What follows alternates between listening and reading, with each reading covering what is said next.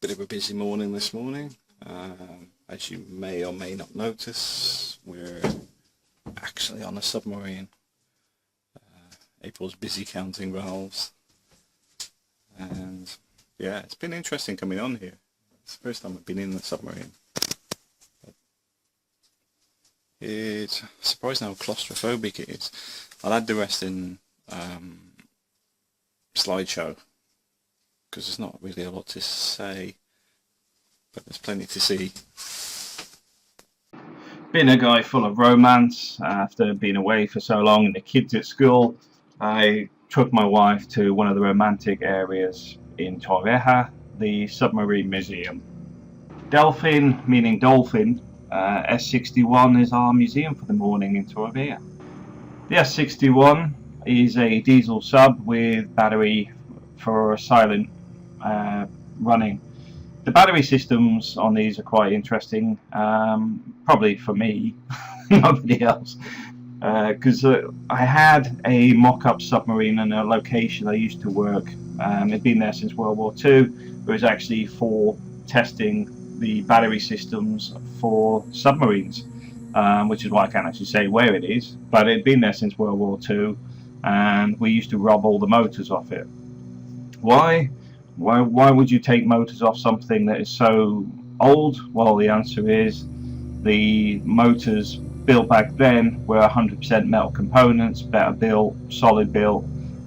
Today you find a lot of plastic and junk in motors that last 3 to 5 years, where the old motors that we were rebuilding, etc., they're already going past 50 years. You can't get that sort of quality anymore.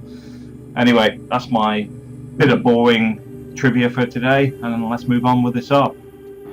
You enter the sub from the right hand side, which is basically the torpedo room on the yellow part on the right hand side of the picture. What we'll do is the photos are in order, so you imagine we start there and then we work right to left until we get to the end of the other torpedo bays at the other end of the submarine. As you enter the sub, the first thing that hits you is this smell of polish and rubber combined with probably a bit of sweat in there for good measure.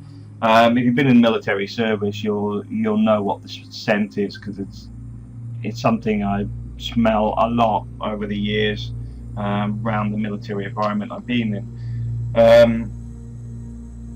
So we've entered through into the torpedo room. As you can see, it's not only a torpedo room, it's actually the bunk room as well at this end of the sub. There's no luxury captain's table here. Obviously it's a very basic environment where as much space as possible is actually utilized. This is the captain's room. As you can see, it's excessively large. I don't think I could actually fit in there to lay on the actual bed, because it's quite short for my height. Heading down to the kitchen, you can imagine how hot this could be.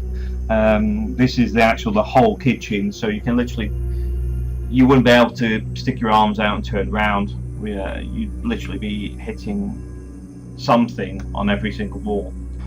Into the command and navigation rooms, as you can see, there's not a lot of space, and you can see that some of the equipment is quite old now, because I think the Dolphin was originally put into service in 1970, so it's had a few years before it actually transferred to Torrevieja as a museum. But you can see every bit of space is used. Although the corridors kept clear, a lot of the seats and stuff are very narrow as well, so you could imagine this being quite an uncomfortable environment even just to sit in, because some of the chairs are literally just on the edge, as you can see in the picture I'm sat in. You're in the way of other people trying to get past, so everything is used. It's an interesting environment, I have to admit. I did enjoy taking a walk around inside because there's valves and stuff, stuff that fascinates me, being an engineer. But also a lot of the equipment is from a different era. It's more mechanical is still, you know, the electronics is still evolving.